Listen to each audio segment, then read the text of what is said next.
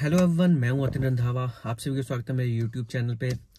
By profession मैं एक insurance surveyor हूं और शायद मेरे को लगता है कुछ ही लोगों को पता होगा कि इंश्योरेंस सर्वेयर कौन होता है, लेकिन जिनको नहीं पता उनको थोड़ा सा मैं ब्रीफ कर देता हूं कि जैसे जब भी कोई गाड़ी एक्सीडेंट होती है तो उसका जो क्लेम पास करवाने के लिए जो ऑफिसर आता है, मतलब जो डिसाइड करता है कि कौन कौन सा पार्ट इस एक्सीडेंट में मतलब खराब हुआ और कौन सा पार्ट इंश्योरेंस कंपनी पे करेगी जिसके लिए एक्सीडेंट, इस पर्टिकुलर एक्सीडेंट के लिए, तो वो सब कुछ जो है वो इंश्योरेंस सर्वेयर करता है। तो वो सर्वेयर ही होता है जो जाता है वर्कशॉप में और देखता है कि गाड़ी की कंडीशन कैसी है, क्या क्या उसमें डैमेजेस हुए हैं, फिर उसको नोट करता है, फोटोज लेता है, उसकी पूरी रिपोर्ट बनाता है कि क्या क्या चीजें अलाउ करनी चाहिए और क्या क्या ओल्ड लॉसेज हो सकती हैं। जैसे कि वो होता है ना कि गाड़ी यहाँ से फ्रंट साइड से लगी और पीछे से, कई बार आदमी पीछे का भी मांग रहा होता है कि ये भी मेरे को इंश्योरेंस में कवर करवा दो, तो वो ओल्ड लॉसेज नहीं ना मिलते।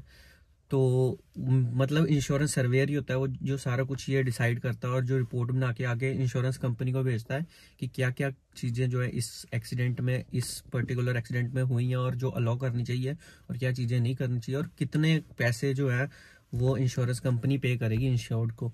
तो फाइनली मेरा जो एम्पैनलमेंट वगैरह हो गया और मेरा काम शुरू हो गया है और मेरा फर्स्ट सर्वे जो है, जो कि एक गवर्नमेंट की कंपनी के थ्रू मेरे को गाड़ी का मिला, वो भी मैंने कर लिया। अभी तो चलो उसको भी काफी दिन हो गए हैं, लेकिन उसकी मैंने छोटी सी क्लिप निकाल के रखी थी कि मेरा फर्स्ट सर्वे यादगार बना रहे कि मेरे को फर्स्ट गाड़ी कौन सी जो अपने लाइसेंस पे मैंने मतलब इंश्योरेंस का क्लेम किया था उसकी एक यादगार बनी रहे, तो उसको मैंने रिकॉर्ड करके रखा था। लेकिन उससे पहले मैं आपको बता दूं कि पीछे इसका क्या पूरा प्रोसेस होता है, और क्योंकि जो इंश्योरेंस सर्वेयर का कर रहे होंगे कोर्स और जो इस चीज में लगे होंगे तो उनके लिए थोड़ी सी मोटिवेशन हो जाएगी। मेनली ये वीडियो उन्हीं के लिए है जो इस लाइन में है और जो ट्राई कर रहे हैं इंश्योरेंस सर्वेयर का लाइसेंस लेने के लिए। और मतलब ये जो लाइन है ना, थोड़ा इसमें टाइम ज़्यादा लगता है। मेरे को, मैं आपको बता दूं, 2018 में मैंने ट्राई करना शुरू किया था। मतलब फर्स्ट जब मैंने एप्लीकेशन डाली थी कि मेरे को इंश्योरेंस सर्वेयर बनना है, तो IRDAI की वेबसाइट पे मतलब जाके रजिस्टर करना पड़ता है, फिर डॉक्यूमेंट्स भेजने पड़ते हैं।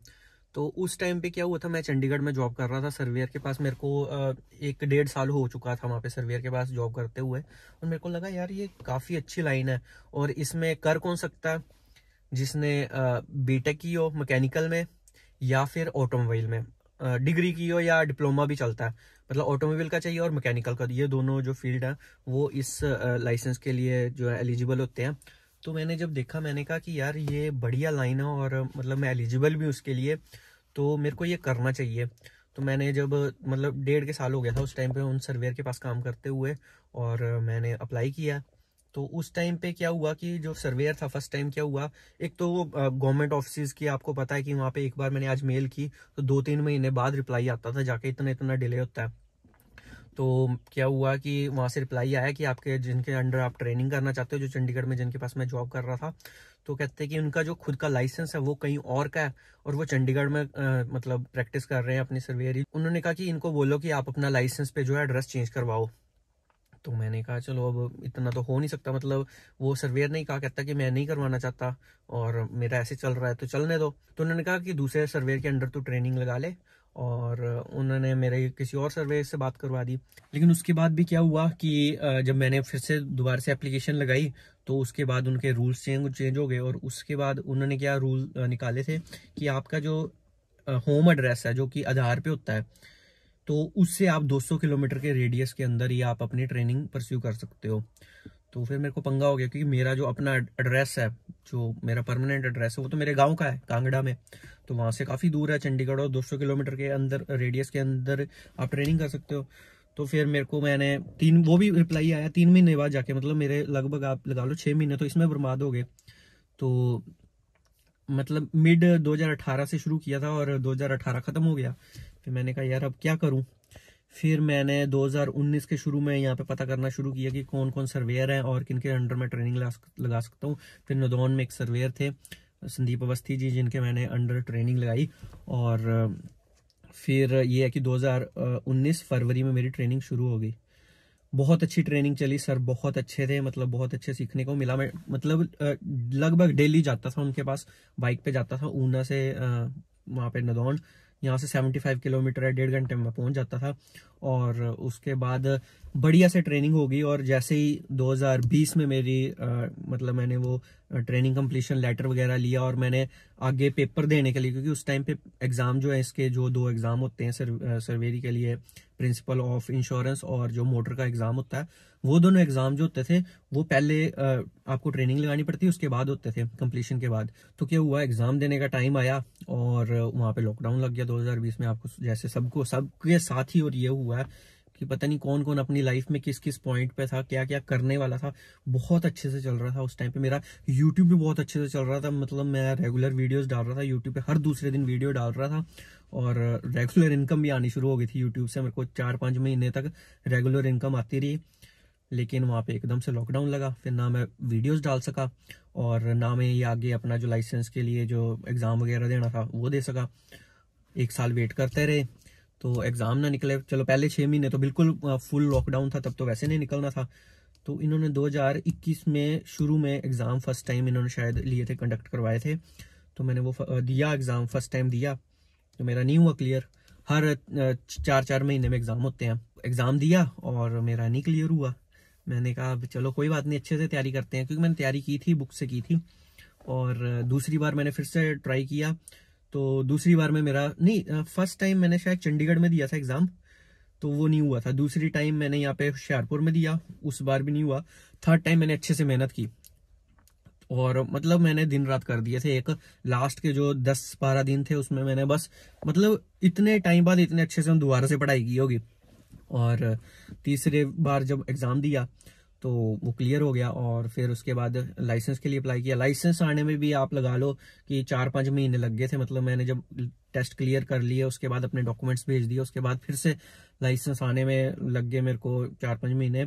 तो मेरा लाइसेंस आया जाके 2022 में, फरवरी के आसपास आया था। 2018 से लगा था, 2022 में मेरे पास लाइसेंस आया। लेकिन अभी भी मैं काम शुरू नहीं कर सकता था क्योंकि उसके लिए करवानी होते हैं एम्पैनलमेंट।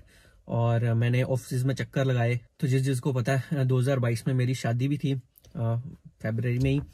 तो बस मैंने फिर शादी के बाद अपनी शादी जो साथ में लाइसेंस आया, यहाँ पे शादी होगी और उसके बाद जब शादी हो गई तो उसके बाद मैंने अपने ऑफिस में जो भी इंश्योरेंस ऑफिस है प्राइवेट में, तो मैंने सब में ट्राई किया।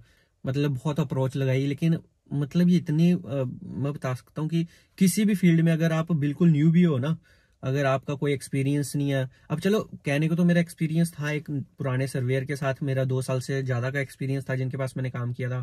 फिर 1 साल ट्रेनिंग भी की है यहाँ पे नदौन में सर के पास, तो वो भी एक्सपीरियंस ही था क्योंकि मैं डेली जाता था, देखता था कैसे क्या हो रहा है, रिपोर्टें बनाने में हेल्प सब कुछ होता था।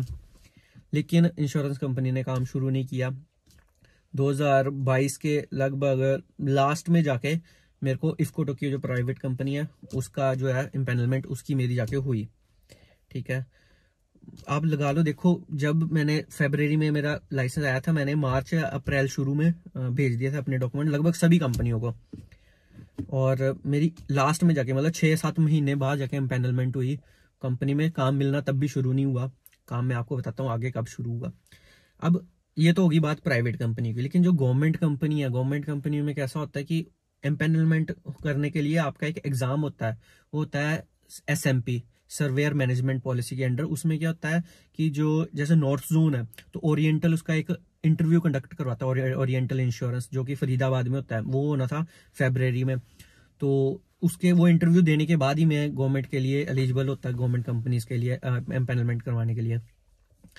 तो उसके बाद मैं वेट करता रहा, चलो प्राइवेट में हो तो गया, कोई सर्वे वगैरह आया नहीं, वेट करते रहे। फिर उसके बाद यहाँ पे SMP कंडक्ट हुआ फरवरी में 2023 में।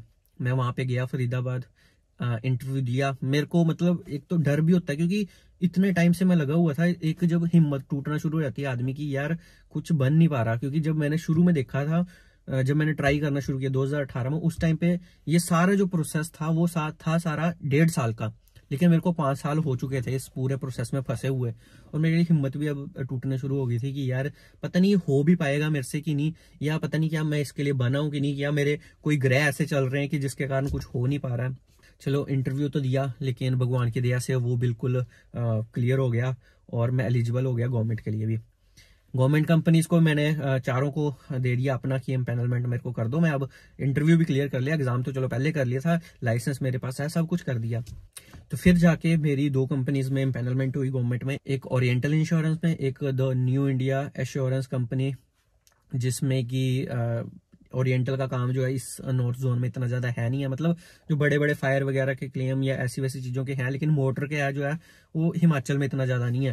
हिमाचल में ज्यादातर चलती है न्यू इंडिया, फिर ओरिएंटल नहीं, यूनाइटेड और नेशनल। तो ये 3 कंपनियों का काम है ज्यादा। तो चलो न्यू इंडिया का मेरा काम हो गया, एम्पैनलमेंट होगी और अभी उसका काम भी शुरू हो गया। अब सर्वेस का बताता हूँ मैं आपको। मेरा फर्स्ट सर्वे जो था वो था प्राइवेट कंपनी का ही। वो उन्होंने कब दिया, जब पूरी बरसातें पड़ रही थी, पूरा हिमाचल में फ्लड्स आए हुए थे, कोई घर से बाहर नहीं निकल रहा था। मतलब आपको पता कि मनाली में क्या हुआ, मतलब हर जगह, मनाली का तो चलो ज्यादा हाईलाइट हो गया, पर वो हर जगह ही वैसा हाल हुआ था।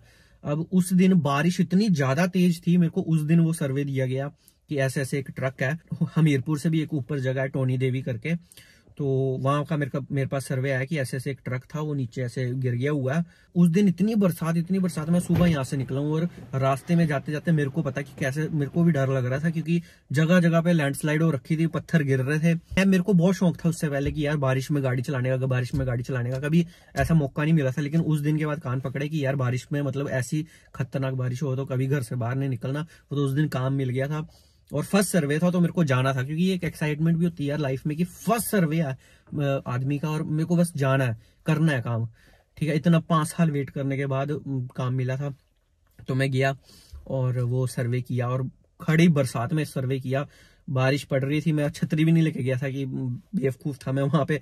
बारिश में ऐसे लगा हुआ था ट्रक के ऊपर चढ़ के, फोटोज हर एंगल से लेनी पड़ती है अलग अलग तरीके की, और वो ऐसे मतलब खाई सी में गिरा हुआ था ट्रक जाके। तो चलो किस तरह उस दिन वो ली, और उसके बाद जब बरसातें चली गई 2 क्लेम और दिए उन्होंने, ठीक है, वो भी उस टाइम पे। उसके बाद बरसातें गई तो चलो प्राइवेट कंपनी मुझे भूल गया, वो क्या कहते हैं किसी और का काम दे रही होगी, क्या पता उनको उस टाइम पे और सर्वेयर नहीं जा रहा होगा, घर से नहीं निकल रहा होगा क्लेम करने के लिए, तो मेरे को दिया। चलो वो भी अब किस्मत की बात हो। तो उसके बाद प्राइवेट की तो यहाँ पे कहानी खत्म हुई, लेकिन सरकारी का मेरा काम शुरू हो गया है और ठीक मतलब चलना शुरू हो गया है। और शुरू में तो उन्होंने 2-3 सर्वे जो है स्कूटी वगैरह के दी है, छोटे छोटे सर्वे। और ये जो अभी गाड़ी का सर्वे आया मेरे को फर्स्ट, वो भी एक छोटा ही था, वो भी मैं क्लिप यहाँ पे ऐड कर दूंगा। उसमें भी क्या था, ग्लास था, फ्रंट ग्लास था वो टूटा हुआ था, तो उसका सर्वे था बेसिकली। और ज्यादा चीजें तो थी नहीं डैमेजेस। मैंने सोचा कि अगर कुछ ज्यादा बड़ा डैमेजेस होते या कुछ भी होता तो उसके रिगार्डिंग मैं वीडियो बना सकता था कि कैसे हुआ, क्यों हुआ और क्या क्या अलाउ कर रहा हूँ, लेकिन वो सिर्फ शीशे का था, वो भी किसी ने शीशा तोड़ दिया हुआ था, तो उसका मैंने वो क्लेम किया, उसकी रिपोर्ट बनाई और भेज दी। तो बस ये थी स्टोरी मेरी फर्स्ट सर्वे की और मेरे एज ए इंश्योरेंस सर्वेयर की आज तक की, शुरू से लेके अब तक की। थोड़ी इंफॉर्मेटिव वीडियो थी। जो पुराने लोग हैं जो गाड़ियों की वीडियो नॉर्मली देखते हैं शायद उनको बोरिंग भी लगी हो। बाकी आपको कैसी लगी है वीडियो मेरे को कमेंट करके जरूर बताना। कोई क्वेरीज वगैरह हो तो आप पूछ सकते हो कमेंट में, है ना। तो मिलते हैं नेक्स्ट वीडियो में, तब तक के लिए बाय, टेक केयर।